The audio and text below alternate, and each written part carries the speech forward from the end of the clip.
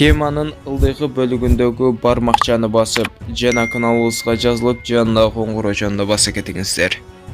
8 февраль күнү милиция кызматкерлери Токмок шаарында саунада иштеген интимдик кызмат көрсөткөн жеңил ойлуу сойгуларды кармашты. Бул тууралуу Ички иштер министрлигинин басма сөз кызматы билдирди. Маалымат кылайык, милиция бөлүмүнө 24 жаштан 39 жашка чейинки 13 интимдик кызматкер жеткирилген. Аларды каттоого алып, мыйзамсыз аракеттерге катыштыгы бар жогу текшерилиши керек.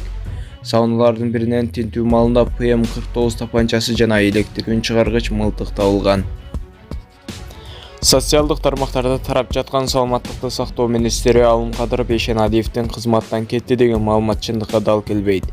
Бул тууралуу ал өзү 24 кечиге берген маегинде билдирди. Мен ачык айтам, эгерде мен ордумда реформа жүргүзө турган адам болсо, мен ордумду бошотуп берем.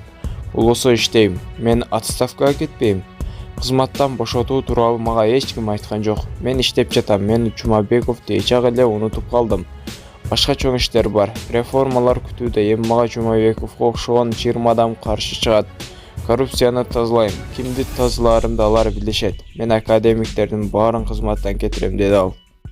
РЧ Асель Кадырбекова акыркы жылдагы жашоосунда чоң бурулушту унута албай жатканын баракчасындагы катталуучуларына бөлүшүп келет. Бул жолу ал таңкы саат 5 болуп калды, уйкум качып жатат. Түнкүсүн ар кандай ойлор келет. Сизде да ушундайбы? Мен эмне тууралуу ойлонуп жатам, айтыр билбейм. Ошол күндөр көз алдымда турат. Ушул каргашалуу күндөрдү эсимде жаркыраган бойдон калат деп ойлогон эмесмин. Мен тескерисинче жашоомдун бул бөлүгү кайгылуу нерсе катары эстейм деп ойлогом. 2020-2021 жылдар менин жашоомдо катуу сыноо болду. Адам катары жашоодо сынган жокмун деп ойлойм. Ал тургай күчтөндүм. Ушул күндөргө да Аллахка шүгүр кылам. Жакындарымды да сынап, аларга да күч берди. Кудайга шүгүр. Бул жашоону канчалык сүйгөнүмдү сөз менен айтып жеткире албайм. Мен сени көбүрөөк баалай баштадым. Сүйөм жана баары үчүн рахмат деп жазган.